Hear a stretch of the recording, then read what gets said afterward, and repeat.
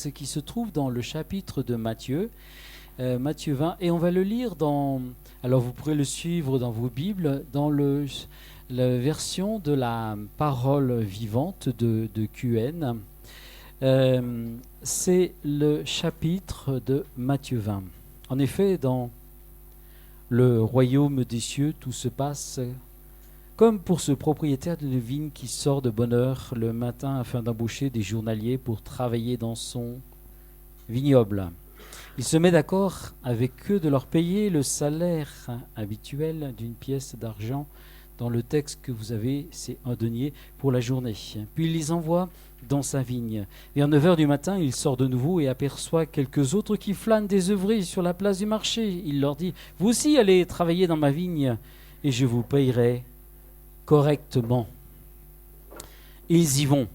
Il sort encore vers midi et vers 3 heures de l'après-midi. Et chaque fois, il agit de même. Enfin, étant ressorti à 5 heures du soir, il en trouve encore d'autres qui se tiennent là sur la place. Il leur dit : « Pourquoi restez-vous ainsi toute la journée à ne rien faire ? C'est que personne ne nous a embauchés.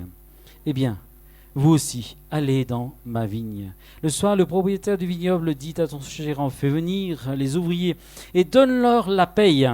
Tu commenceras par ceux qui ont été engagés les derniers pour finir avec les premiers. » Les ouvriers embauchés à 5 heures du soir se présentèrent d'abord et touchèrent chacun un denier, une pièce d'argent.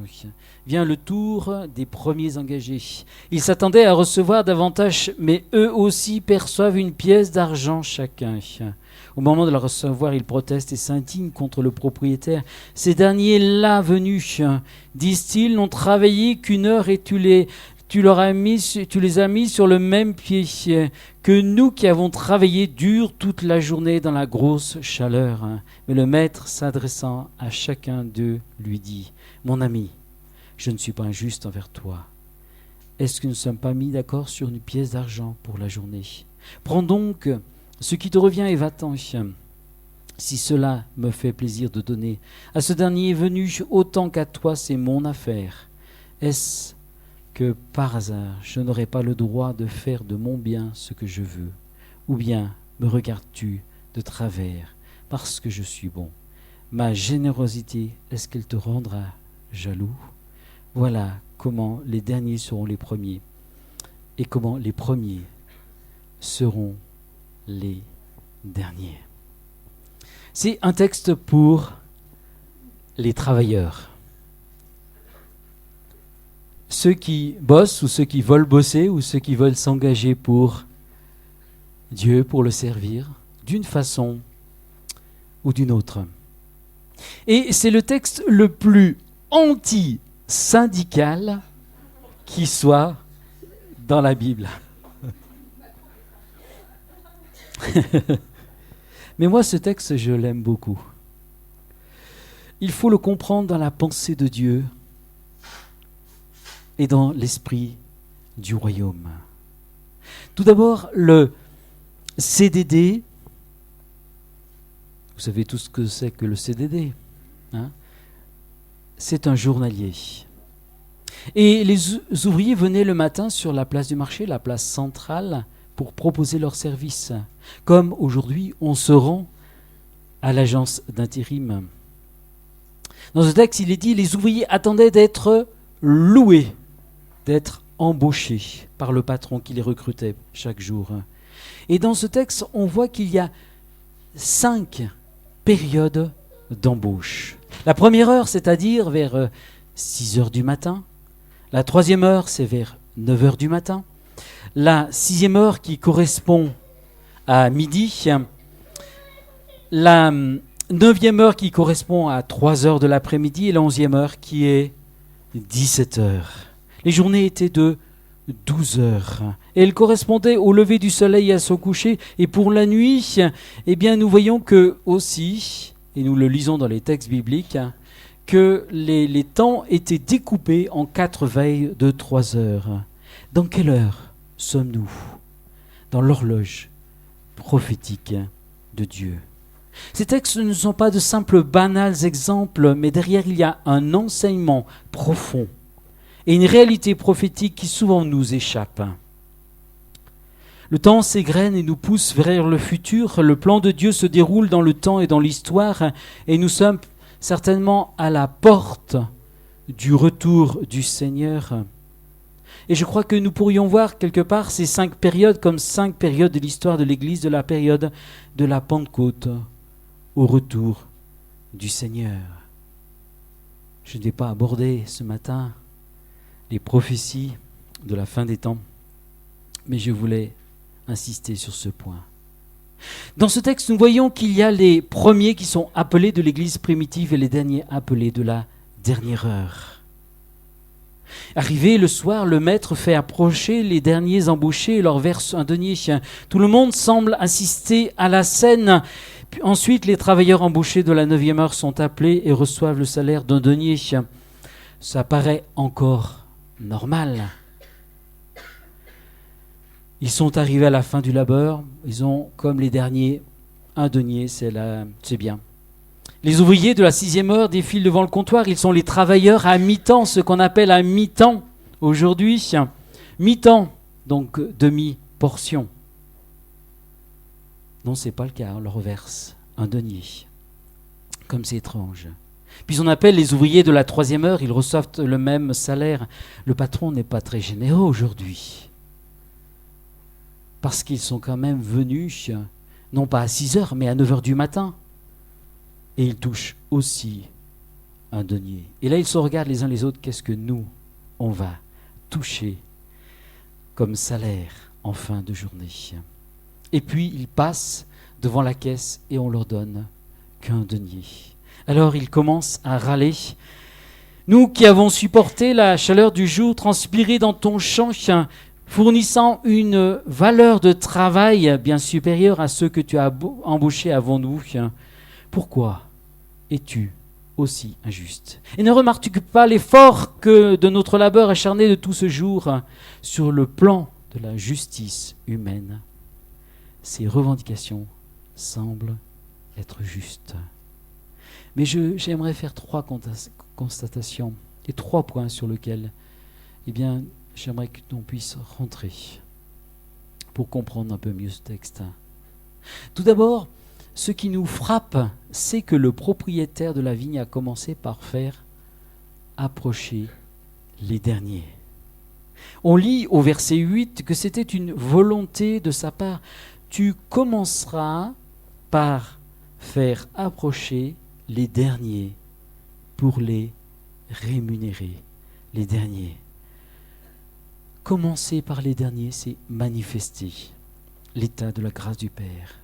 Est-ce un manque de sagesse, de stratégie? Il est évident qu'en faisant passer les derniers et que tout le monde voyait la scène, les premiers, quand ils ont vu cela et qu'ils n'ont reçu qu'un denier, allaient réagir. Les premiers se sont levés tôt et doivent attendre en dernier d'être payés. Tout le monde passe avant eux. Et ce sont les derniers à recevoir leur salaire. Et leur salaire est le même d'un denier. Vous y comprenez quelque chose? La parole de Dieu nous dit bien sûr que les premiers seront les derniers. Et vice-versa. Dieu nous dit qu'il est le rémunérateur de ceux qui le cherchent. Il nous rémunère selon sa justice. Et c'est la sienne et non la nôtre. Le maître s'est rendu au village vers 17 heures. Et là, il trouve des hommes qui sont bredouilles. Il leur pose des questions, mais pourquoi êtes-vous là? Personne ne voulait de nous, répondent ces hommes. Personne ne nous a embauchés. Nous sommes là restés toute la journée à attendre que quelqu'un nous embauche. Ce ne sont pas des gens qui se sont planqués dans un coin ou qui ont pointé au chômage quand ils en avaient envie. Ils étaient là à attendre. Personne ne les a embauchés. Et quand ils ont été embauchés, pour eux, c'était un effet de la grâce de cet homme, de ce propriétaire de la vigne. Il y aura des hommes et des femmes qui entreront plus tard dans le service, mais ce qui leur sera demandé sera différent. Peut-être qu'ils feront des œuvres plus grandes que nous avons faites, mais tout cela dépend de Dieu et de l'onction qu'il verse sur les hommes. Et c'est important de comprendre cela. On nous parle de réveil qu'on attend. Est-ce qu'on le verra? Ou est-ce qu'on verra le retour du Seigneur? Mais je suis certain qu'au temps de la grande tribulation, il y aura en même temps un grand mouvement de l'esprit. Des hommes et des femmes qui verront, qui comprendront ce qui se passe et qui se convertiront. Mais ils deviendront automatiquement des martyrs pour Dieu. Ce sera une grande période de réveil, mais en même temps de souffrance et de martyrs. Vous savez, ce n'est pas le temps du service, le temps qu'on passe qui compte, mais c'est le cœur avec lequel on fait le service. Et cela est important. Regardons un instant la vie de Paul. Quelqu'un l'a cité dans la prière. Et comparons-le avec les autres disciples. Paul n'a pas été formé avec les autres disciples. Il n'a pas eu la super école biblique de 3 ans que même, j'aurais voulu avoir, même si ce n'était pas facile. La fin du ministère terrestre de Jésus fut aux yeux des disciples un échec avec la crucifixion de Jésus. Et dans cette école avec Jésus, on n'arrêtait pas de se faire reprendre. Le soir, on dormait à la belle étoile. On n'avait pas des heures fixes de repas. On partait, on ne savait pas où aller. On ne savait pas à l'avance ce que nous allions faire. Ça, c'était l'école des disciples de Jésus. Rien n'était clairement programmé. Mais tu nous avais dit que tu voulais faire un programme. Le programme, c'est le Saint-Esprit qui le donne. Et les premiers disciples ont bossé. Ils ont été formés par le super professeur et dans la meilleure école biblique du moment. La Pentecôte vient et l'histoire de l'Église démarre en trombe, avec tout ce qu'on lit dans les Actes. Ils sont lancés pendant plusieurs années. Puis Paul se convertit. Et les disciples apprennent cela et ils sont inquiets de cet homme qui était un ancien persécuteur. Et cet homme est touché par l'Évangile. Et ensuite, il est lancé dans le ministère. Mais il y a eu des années entre la Pentecôte et avant la conversion de cet apôtre Paul qui persécutait les chrétiens. Mais à partir de Acte 13, on n'entend plus que parler de Paul, plus que des voyages de Paul. Le Saint-Esprit, je dirais, met la caméra sur l'œuvre, le ministère qui se développe au travers de cet homme Paul et de ceux qui vont l'accompagner au travers des nations. Il y a comme un tournant qui va se passer. Et où sont les disciples? Où sont ces apôtres? Où sont ces hommes qui ont été formés dans le sein de Jésus, qui ont été formés auprès de Jésus? Ces hommes qui étaient des piliers de l'Église, qui sont restés d'ailleurs des piliers de l'Église. On n'entend plus parler d'eux. Mais le Saint-Esprit met sa lumière sur l'apôtre Paul et ceux qui l'ont accompagné. L'œuvre est lancée. Les premiers semblent être oubliés pour faire la place aux suivants. Dieu donne un travail, à nous de le faire.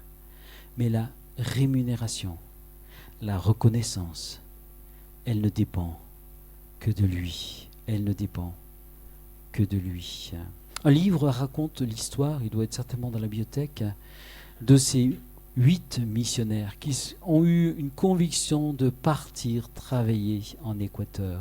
Ils y sont allés, je crois que c'était des missionnaires américains, et très peu de temps, ils sont tous morts, ils ont tous été tués. Échec.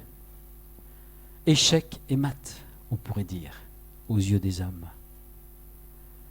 Une autre personne est repartie. Ça a été le réveil, la transformation. Et l'Évangile a porté son fruit.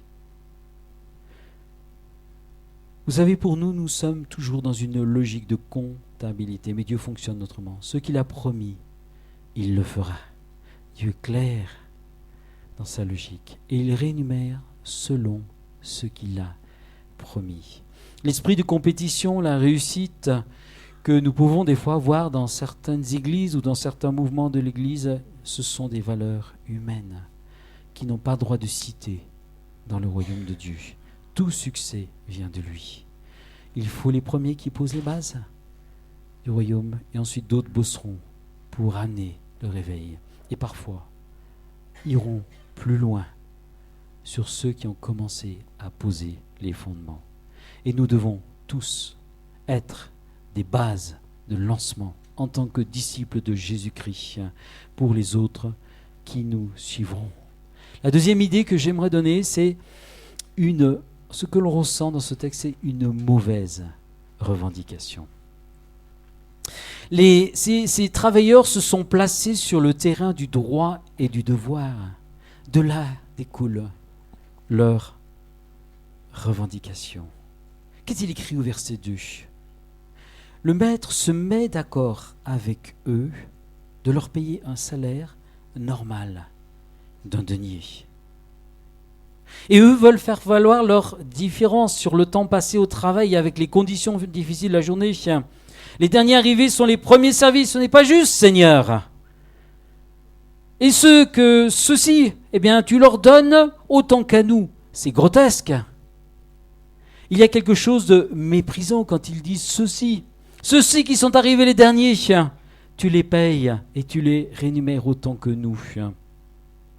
Et le maître, s'adressant à l'un d'eux, porteur de leur revendication, peut-être le délégué syndical désigné d'office, mon ami, je ne t'ai fait aucun tort, puisque j'ai respecté ma parole. Ne me suis-je pas convenu d'un denier avec toi ? Prends ce qui te revient et va-t'en. Il y a une réponse peut-être un peu dure de la part du maître. Est-ce que ma générosité, elle te rendrait jaloux parce que je suis bon avec ce dernier comme avec toi? Qu'est-ce que tu vois ? Ton intérêt ou ce que Dieu fait dans le cœur de cet homme, ou ce que je fais avec ces hommes, où je les récompense autant qu'à toi? Comment tu comptabilises et où est-ce que tu portes tes regards? Si je veux autant utiliser et bénir des hommes et des femmes qui vont se lever dans la dernière génération, est-ce que tu es prêt à te réjouir? Parce que tout est une question de grâce. Tout est une question de grâce. Grâce pour grâce. Ce texte est intéressant parce que nous voyons juste dans le passage avant, à un moment donné, un peu une revendication de l'apôtre Pierre, au chapitre 19, verset 27, où il dit « Seigneur, nous avons tout quitté et nous t'avons suivi. » Père, mère, famille, c'est vrai qu'ils ont envoyé, ils ont quitté le travail familial, la pêche. Pierre était quand même, on pense que son père était mort et que c'était lui un peu le meneur d'hommes. Et resté que des cousins qui ont continué cette entreprise de pêche. Ils ont tout quitté pour suivre Jésus. Nous avons tout quitté pour te suivre. Et Jésus leur dit, il n'y a pas homme qui est quitté, père, mère, enfant, tout cela, pour me suivre, ne recevra au centuple et avec la vie éternelle.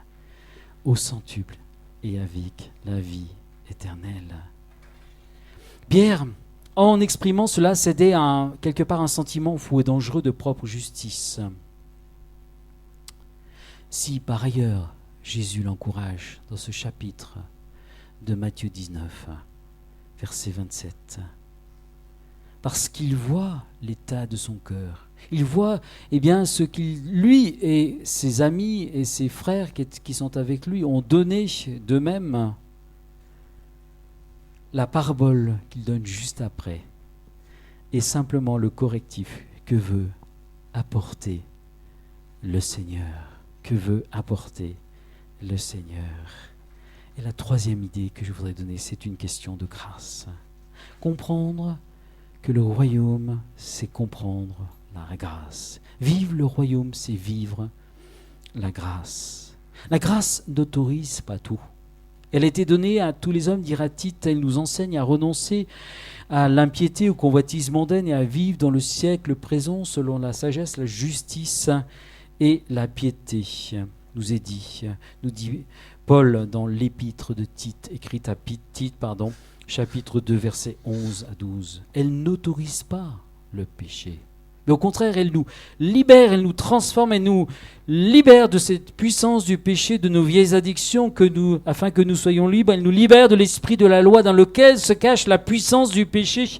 Vivre sous la loi, c'est accepter la contrainte du péché, mais vivre en Christ, c'est accepter sa grâce et accepter aussi que cette grâce, par la puissance du Saint-Esprit, libère la puissance du péché et nous rendre victorieux jour après jour sur cette puissance du péché. Dieu veut nous affranchir. Et ce matin, nous avons parlé des puits. Je crois que c'était tout à fait juste. Dieu veut libérer ces puits qui sont bouchés.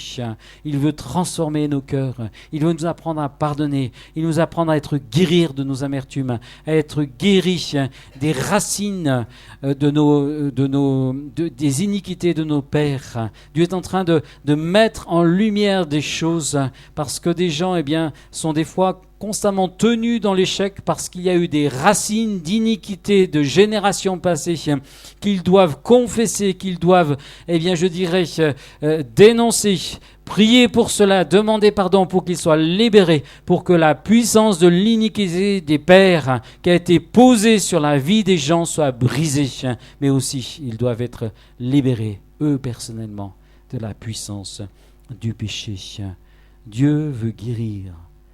Et pourquoi il veut nous guérir ? Pour que nous soyons des meilleurs serviteurs et des meilleures servantes. Amen. Il veut libérer les puits. Amen. Afin que de ces puits ne sortent pas des fumées noires, mais que sorte la fumée de la grâce de Dieu, l'onction de Dieu. Amen. La rémunération dans ce texte, c'est le denier, cette pièce d'argent. Mais ce denier représente beaucoup plus que le salut obtenu par la grâce. Dieu nous donne son salut, mais c'est plus que cela. Et nous voyons dans ce texte, ces hommes attendaient d'être loués, d'être embauchés, d'être choisis pour un travail proposé. Et parfois cette attente était longue. Et il faut des fois un temps pour que certains rentrent dans le ministère. Et parfois, le ministère peut aussi changer. Je pense à cet homme qui a nourri ces pauvres à Londres. Je ne sais plus son nom. Je ne sais plus, qui a eu tout un ministère. Comment ? Muller, Georges Muller, merci, par la foi, qui était un homme qui vivait dans les Bouches, converti. Il a nourri des centaines et des centaines et milliers d'enfants.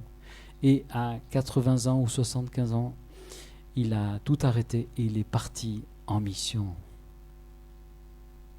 Un ouvrier pour Dieu, encore un ouvrier pour Dieu. Ces hommes attendaient d'être embauchés, ils attendaient d'être loués, ils attendaient qu'on leur propose du travail.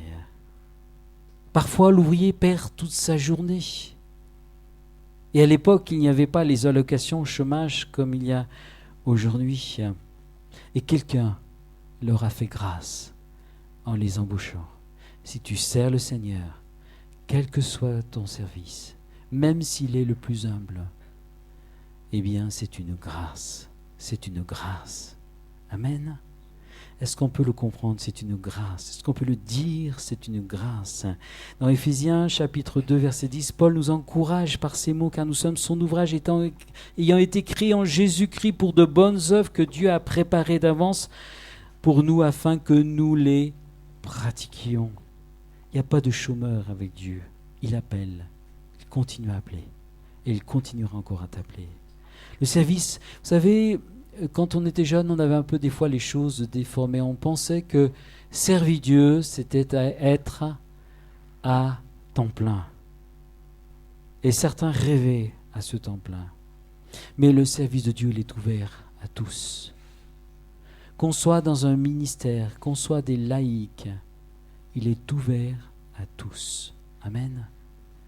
Et je crois que Dieu aussi est en train de casser certains moules que nous avons eus pendant des années. Dieu appelle tous les hommes et toutes les femmes à servir Dieu. Amen. Il n'y a pas de chômeur avec Dieu. Il appelle, il continue à appeler encore.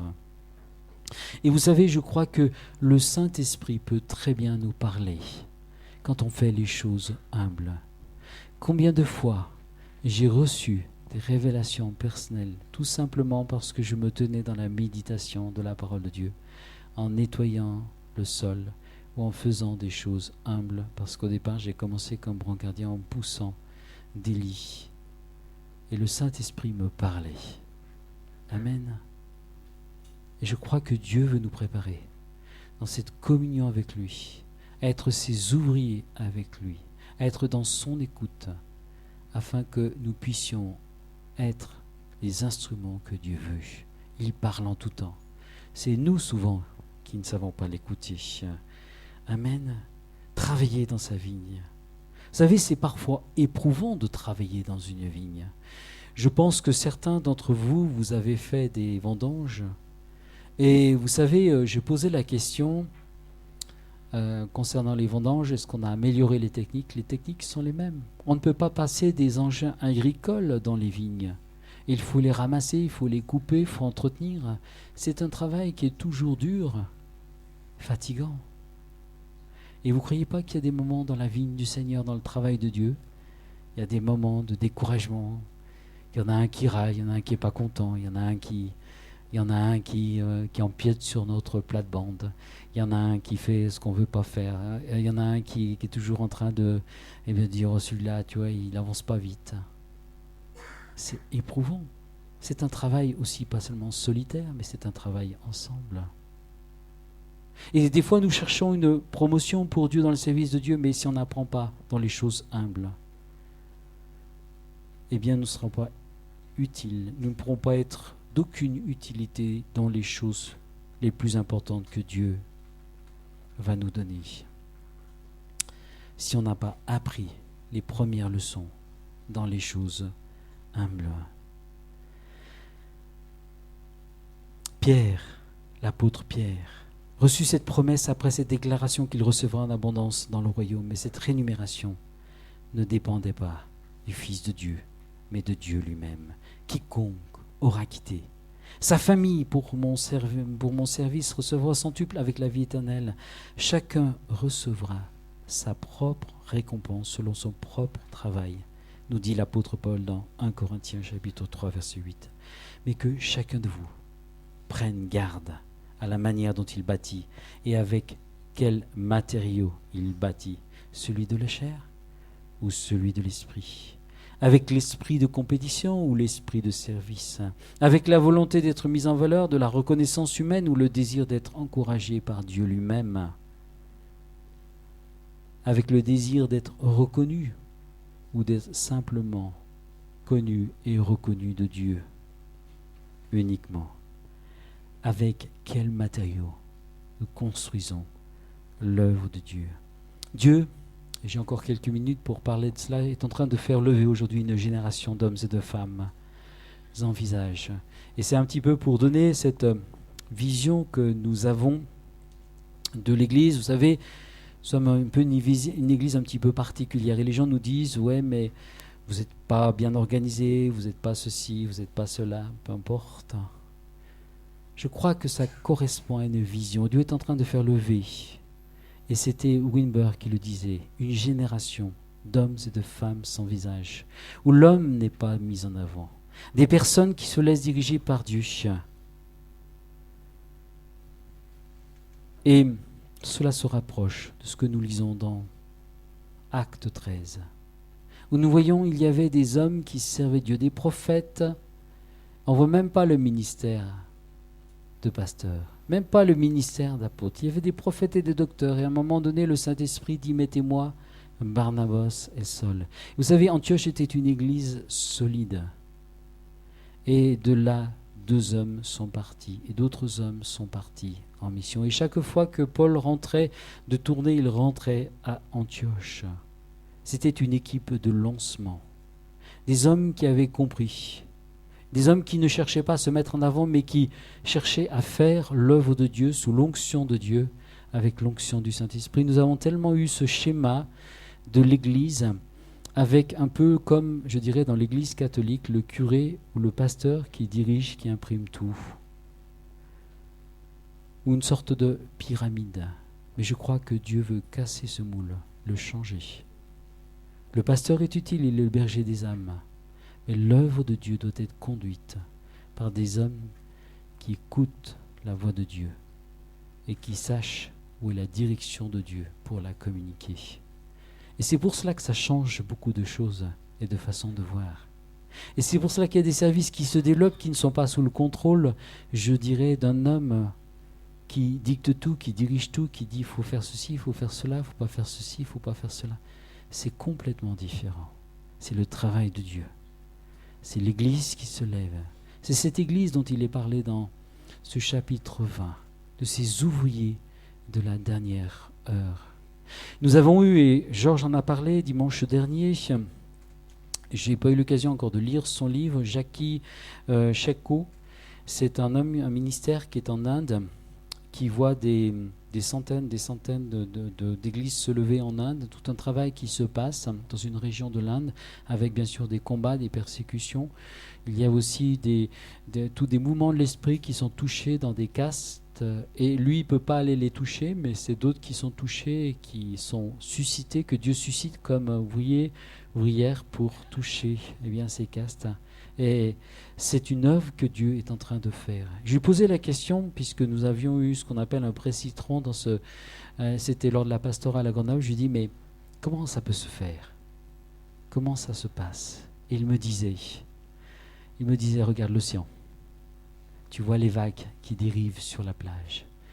Et ces vagues, c'est comme un mouvement. Et je crois que Dieu veut comme envoyer des mouvements dans lesquels les hommes rentrent. Et ce que Dieu veut, c'est créer un mouvement. C'est des hommes et des femmes qui se laissent guider, diriger par l'Esprit. Ce mouvement de l'Esprit qui va toucher les cœurs.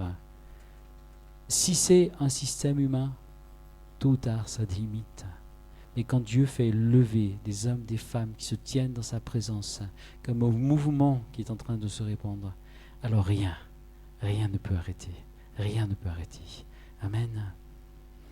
Et nous voulons travailler dans cette pensée-là, dans cette compréhension de ce fonctionnement des ministères où ce n'est pas toujours facile, où une armée d'hommes et de femmes se lève, se mettent en marche dans cette mouvance de l'Esprit de Dieu, en comprenant aussi bien sûr qu'est-ce que c'est le fonctionnement apostolique des ministères, en comprenant et en rentrant dans cette chose-là, non pas quelque chose qui contrôle l'Église, mais des hommes et des femmes aussi qui peuvent exercer ce type de ministère que Dieu a donné, dont Dieu donne des clés pour accomplir son œuvre. Dieu veut faire lever en France des prophètes et des apôtres. Il y en a qui sont certainement en herbe, mais je crois que Dieu veut les mettre en pleine lumière afin qu'ils soient utiles au corps de Christ. Ils soient utiles, je dirais, à ce que Dieu est en train de faire et faire lever ce mouvement qui va comme, je dirais, couvrir toutes les églises, qui va les dynamiser. Amen.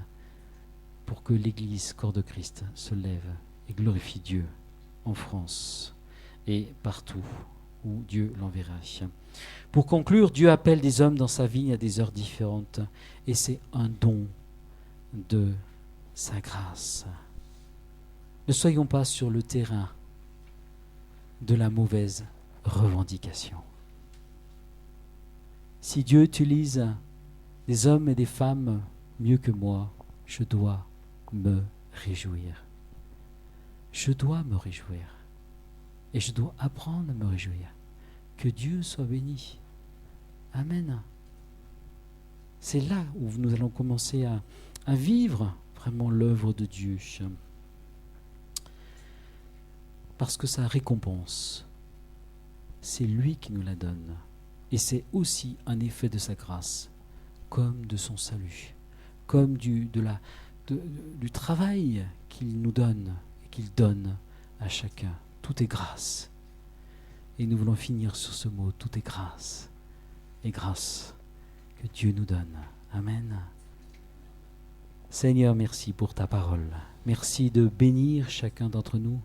Merci de nous rafraîchir encore dans ta présence, Seigneur. Merci parce que tu nous appelles tous à ton service. Et tu confies des talents et des dons aux uns aux autres, Seigneur. Et nous ne devons pas entraver ces dons, ces talents, mais au contraire, que ces talents puissent, Seigneur, se développer, se manifester. Pardonne-nous des fois où nous avons peut-être contraints, retenus, bloqués, ou pas compris, Seigneur. Mais donne-nous, Seigneur, de nous élargir, Seigneur, dans cette vision, dans cette pensée de Dieu. Pas seulement ton œuvre dans l'église locale, que tu aimes, que tu respectes, elle est comme la prunelle de tes yeux, mais aussi de ce que tu fais sur le plan local, sur le plan national. Ton œuvre dans le monde, Seigneur. Ce mouvement que tu prépares, Seigneur. Ce mouvement de la fin des temps, Seigneur. De nous d'être aussi des artisans et de nous laisser porter par cette vague de l'Esprit chacun d'entre nous, Seigneur. Fais lever, Seigneur, Seigneur, des serviteurs, des servantes qui nous étonneront, Seigneur, au milieu de nous, Seigneur. Et que ton nom soit glorifié. Que ton nom soit glorifié, Seigneur. Que nous ne mettions pas des entraves au service, Seigneur. Que nous n'emmusions pas, Seigneur, le bœuf, Seigneur, quand il foule le grain, comme c'est dit dans le texte, mais que vraiment nous le laissions libre. Nous entrions, Seigneur, dans cette vocation, dans ce plan, dans cette vision, dans cette stratégie de Dieu, de ton royaume, Seigneur, qui vient, qui grandit, qui avance, Seigneur, et qui s'étend par tout le monde. Béni soit ton nom. Béni soit ton nom. Amen. Seigneur, tu bénis chacun d'entre nous, tu renouvelles, tu fais du bien. Amen. Que Dieu vous bénisse.